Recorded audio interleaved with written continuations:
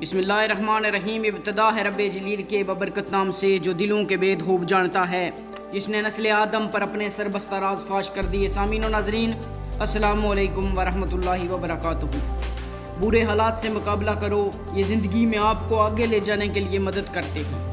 یہ کہنا ہے اس شخص کا جو پرائمری سکول میں 3 بار فیل ہوا، جب کالج پہنچا تو انٹری ٹیسٹ میں 2 دفعہ فیل ہوا اور ایڈمیشن نہیں مل سکا۔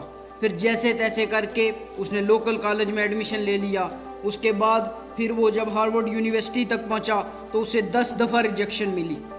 اس نے جاب کے لیے KFC میں اپلائی کیا، 24 بندوں میں سے 23 بندوں کو سلیکٹ کر لیا گیا، 1 بندے کو ریجیکٹ کیا گیا۔ پھر اس نے ایک نوکری کے لیے اپلائی کیا، وہاں سے بھی اسے ریجیکشن ملی۔ پھر اس نے پولیس میں جاب کے لیے بھی اپلائی کیا، پھر وہاں سے بھی ریجیکشن ملی۔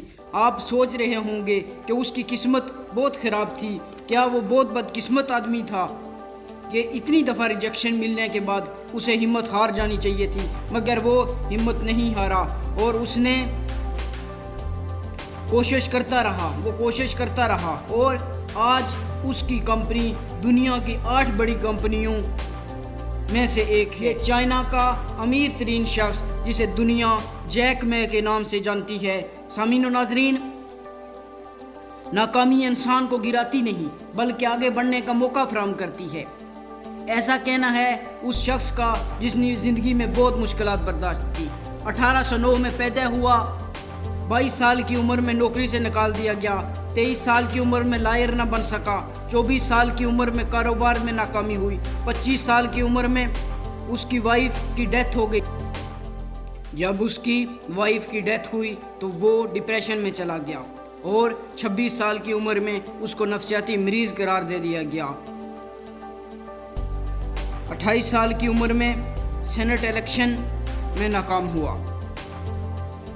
30 سال کی عمر میں پھر الیکشن میں شکست کا سامنا کرنا پڑا، 33 سال کی عمر میں کانگریس کے الیکشن میں شکست ہوئی، 39 سال کی عمر میں لینڈ آفیسر بننے میں ناکام رہا، 42 سال کی عمر میں سینٹ کا الیکشن پھر ہارا، 44 سال کی عمر میں وزیر اعلیٰ کا الیکشن ہارا، 46 سال کی عمر میں پھر سینٹ کا الیکشن ہارا اور آخر کار 54 سال کی عمر میں پھر صدر کا الیکشن لڑا اور وہ جیت گیا۔ دنیا اس کو ابراہیم لنکن کے نام سے جانتی ہے۔ سامعین و ناظرین، آج کی ان 2 کہانیوں سے ہمیں یہ سبق ملتا ہے کہ ہمیں محنت کرتے رہنا چاہیے۔ ہم میں سے بعض لوگ بس محنت کرتے ہیں پھر تھک ہار کے بیٹھ جاتے ہیں کہ یہ کام ہم سے نہیں ہوگا۔